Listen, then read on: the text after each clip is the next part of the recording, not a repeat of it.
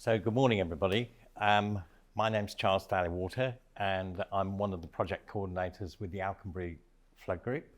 So it's a great pleasure to have been invited to talk to you. I'm hoping that we're going to learn a lot today, and that maybe we can tell you a little bit about what we've been doing. So I'm going to embarrass a few people. So firstly, let me introduce Dave, who may become a co-presenter. So Dave has the answers to some questions. So if you've got questions at the end, we'd love to answer them. And Dave has the answers to some of those. So that's Dave. But I'm just looking around. Lee, where are you? Put your hand up. Okay, Debbie. So we hope that you will get in touch with us because we can learn from you, and maybe we can also pass on one or two things that we've been up to. Some people already this morning have asked me about the nasty scar that I've got on my forehead. And my grandchildren, of course, believe that it was Voldemort. But in fact, it was an incident with a wheelbarrow, which was a bit embarrassing, but not as good as the Voldemort story. Okay, so this morning, what I'm going to, and the other thing Dave's going to do is he's going to tell me when I get to an hour and a half, because I can talk. Okay, so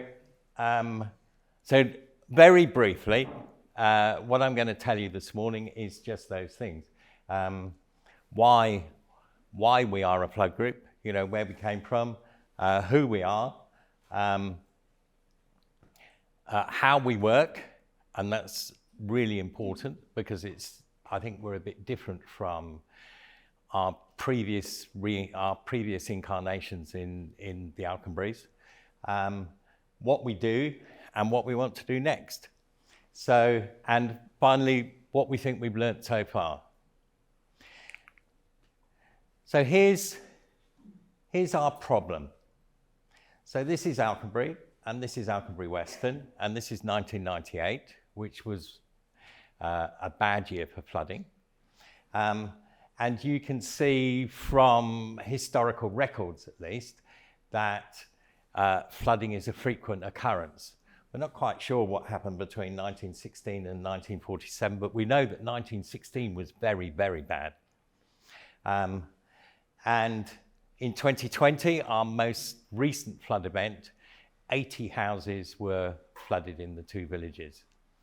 It was well over 100 in 1998, and in 2016 it was slightly fewer, but that's the sort of scale of our problem. And this is Alconbury Brook. And one of the first things that we did as a flood group was really try to understand the problem. So we've got a large catchment, it's 85 square kilometres, and it neighbours on a couple of other catchments that flow into the Ouse that run around the racecourse at Brampton.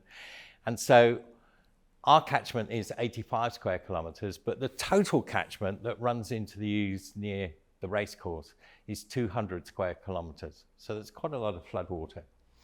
And one of the problems so we're in West Cambridgeshire, which is a bit more hilly, and it's very clay. And so there are two problems about our catchment. The fact that it's hilly and clay means that when the water is, when the ground is full of water, the rainwater, sudden rainwater, runs off very quickly down the hills into not just one watercourse, but three. So they combine near Alconbury Western and provide quite a lot of floodwater for a relatively brief period.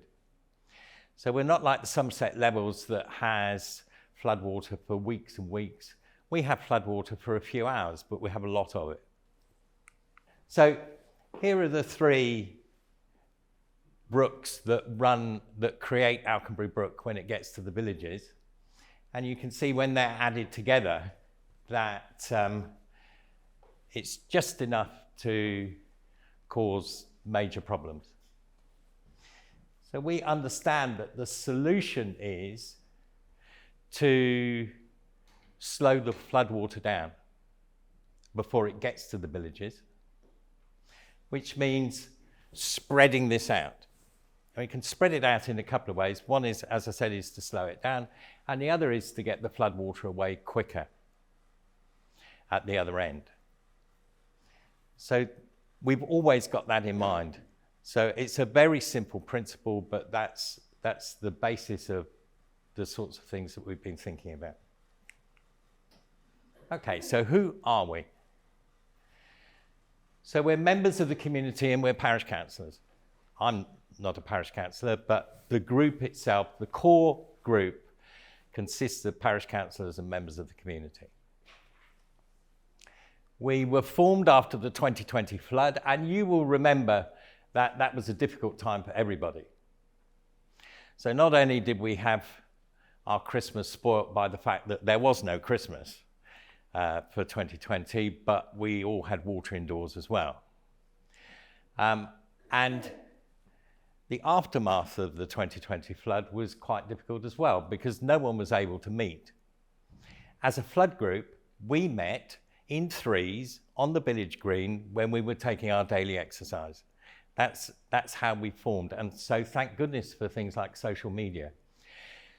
So in fact, emails and social media and other ways of communication have been a key in terms of actually getting us set up. We broadly agree our objectives with the parish councils. So we have a set of objectives, things that we want to achieve, and they are broadly agreed with the parish councils.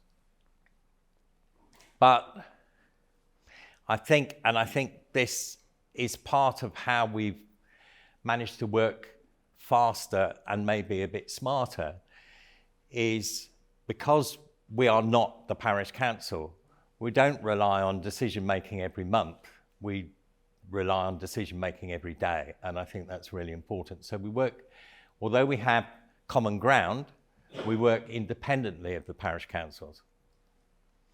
But we periodically report, so I'm in the process of writing my monthly report to both parish councils at the moment. They will get that over the weekend, so they've got it for their meetings next week.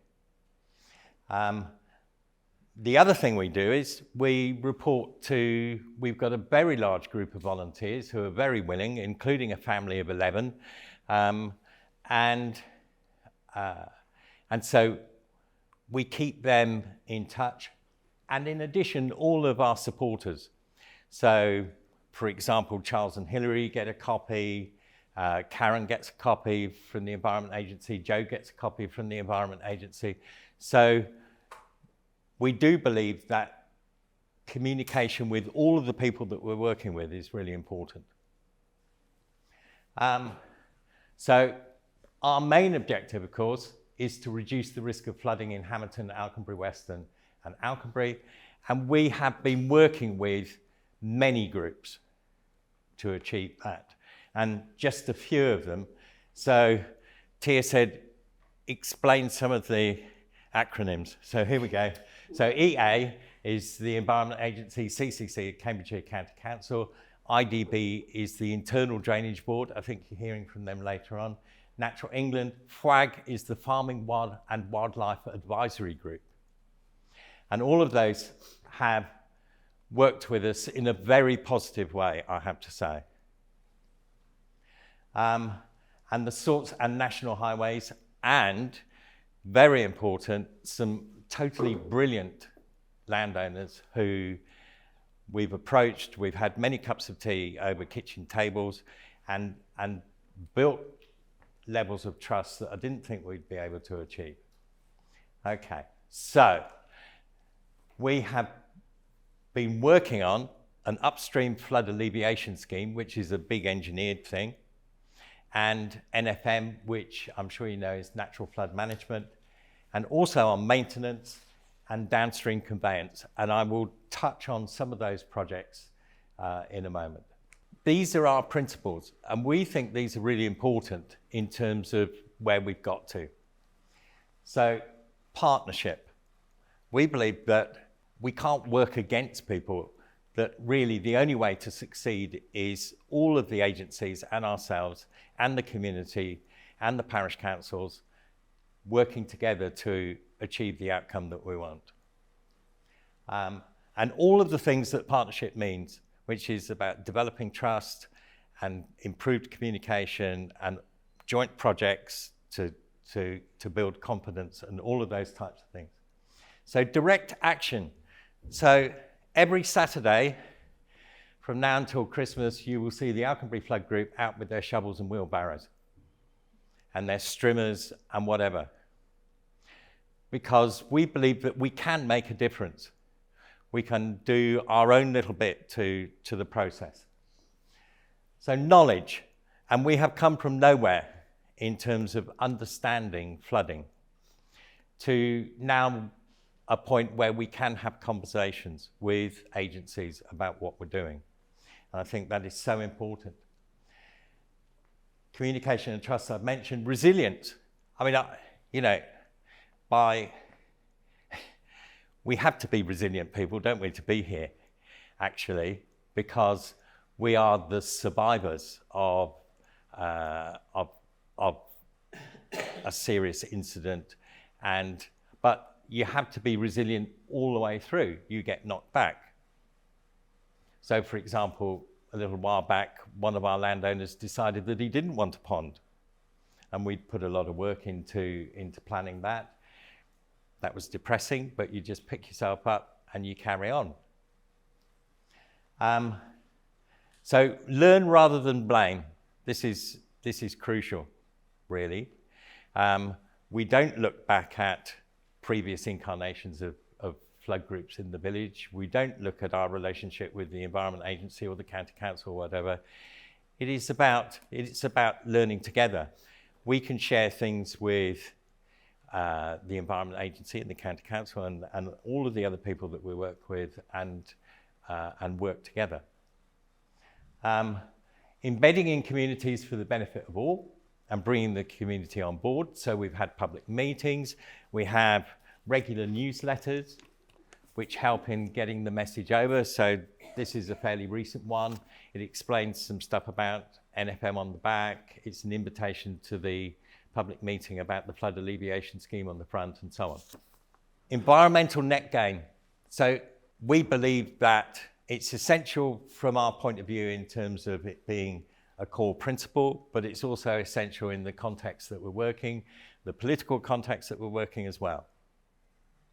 That we show that whatever we're doing is a benefit for the environment.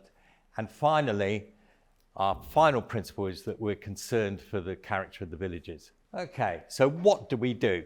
So I'll briefly touch on some of the projects that we've got. So I mentioned maintenance, and Charles said about the riparian grant that we've had to buy tools and training, which has been extremely useful. We even have a little boat now, which is great. So 70 volunteers. Last year we cleared 2 kilometres of bank and we removed silt and various other tasks under permit or under permit exemption. This year so far we've cleared about 700 metres of bank, and we do this in a way we know the places where the Environment Agency flail mowers can't get to. And they tend to be the bottlenecks where there are trees or other obstacles. So we concentrate on those areas so that we complement what the Environment Agency does. We do it sensitively. We get a small source of income from it because 1 or 2 landowners like us to come along and do it for them. And they give us, so it's a bit of cash for us to not just buy petrol and pay for meeting venues and things like that, but other things. And we recognise, someone said about where does the money come from? We recognise that we have to go out to find money to solve our problems. And that Environment Agency budgets are under pressure. And that the best we can expect is the status quo. And that if it's done well is great, and that we can complement that. Okay, and the other thing, another reason that we do it is previous modelling from previous appraisals suggested that good maintenance of the brook improves improves flow by about 12%. So we can make a difference. So this is the flood alleviation scheme, and this is an engineered solution to our problem. It's not the whole solution. There is no solution to problem. There is no 100% solution to flooding. We have to accept that. But here's a solution that we think, on the basis of the current modelling, is maybe worth about 40% in terms of risk reduction. And we've been talking to the Environment Agency and working closely with them and with the contractors who are coming up with an appraisal and a business plan to put this in place. So we've been part of the public consultation, we've been part of the modelling, we've provided the Environment Agency with real life data about real flooding events. We've been involved in getting in the brook with our wellies and doing measurements and those types of things. Okay, so, and I'm delighted to say how pleased we are at the level of communication and collaboration that we've had back from the Environment Agency as a partner with this project. And then Charles mentioned the 40 Ponds project. So our NFM project that we're working on is to install 40 ponds across the catchment. And overall, we hope that the capacity of the 40 ponds is something approaching maybe 10%. And that in addition to working with landowners, we can talk to them about farming practices, along with Natural England and all of the other agencies who are talking to them as well, that we can look at improving farming practices, for example, reducing runoff speeds and those types of things by the methods of cultivation, and that altogether, farming practice and the 40 Ponds project might be worth 10 to 15% of the problem. And you're going to say, well, some of the time you're talking about probability and some of the time you're talking about flow. In the end, we just live with that.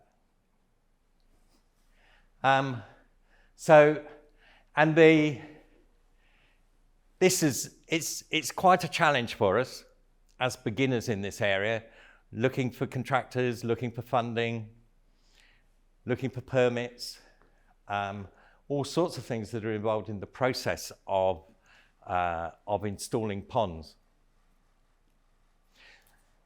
And in addition to ponds, we're looking at improving floodplains and putting in bunds where it's appropriate, and a variety of other tasks. And if we can, we would like to develop this into a sustainable farming bid. So DEFRA are offering pilots for pilot schemes to replace the Rural Payments Agency schemes that exist at the moment. And if we can, we would like to get our farmer cluster together to make a bid for that. Okay, so what next? So we're obviously keen to work with the Environment Agency to make sure that we successfully implement that big 40% project, the flood alleviation scheme. Ongoing maintenance, I guess we're stuck with that forever, and that we will always have to do that. The development of the 40 Ponds project, and then searching for new opportunities. So we're out there talking to partners. Only last week, we found an opportunity which is working with Natural England to build a catchment area partnership, which would be worth £20,000 per project to us, which would then help us with our 40 Ponds project. But it might also help us to build capacity, because you can imagine that we're a small bunch of a dozen people who are all busy, who've got various amounts of time that we can put into this. And so building capacity is also something that we need to do. Maintaining enthusiasm. Of course, it's now nearly 2 years since the 2020 flood. You know, how do you actually keep people keen? And part of it is about communication. Part of it is about, so we hope, for example, the next thing that we will be telling people about is the 2 ponds that will be finished in the next month.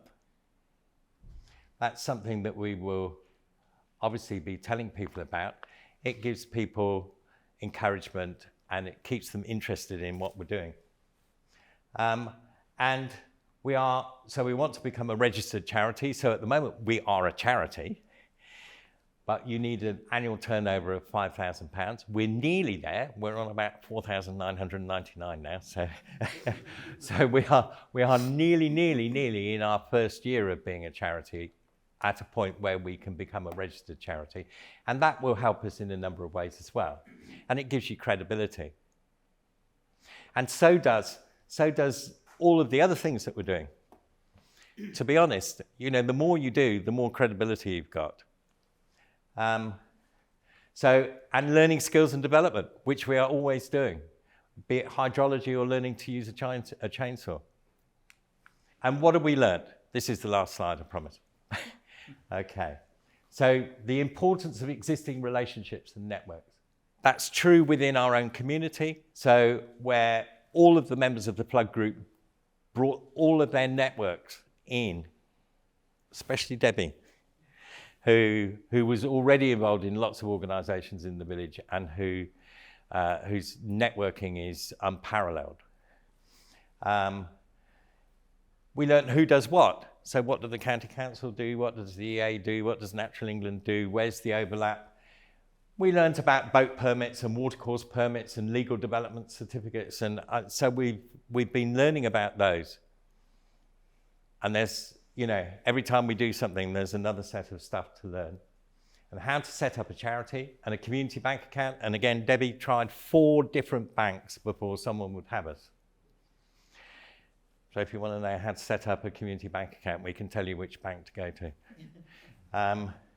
And insurance, risk assessment, hydrology knowledge, research, equations, HydroCAD, all of the modelling software, soil measurements, rainfall, that's been part of our learning as well. And we've made sure it's important.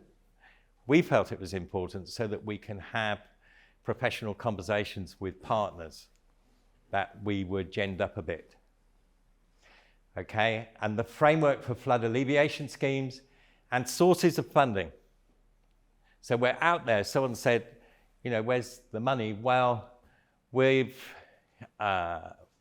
maybe got